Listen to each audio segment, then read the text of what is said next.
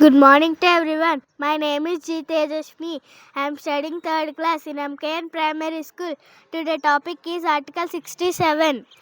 ఉపరాష్ట్రపతి తన పదవిని చేపట్టిన తేదీ నుండి 5 సంవత్సరాల కాలపరిమితి వరకు పదవిని యందు ఉండవలను.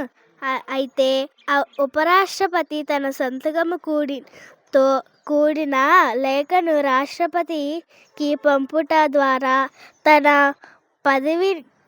పదవికి రాజీనామా చేయవచ్చును.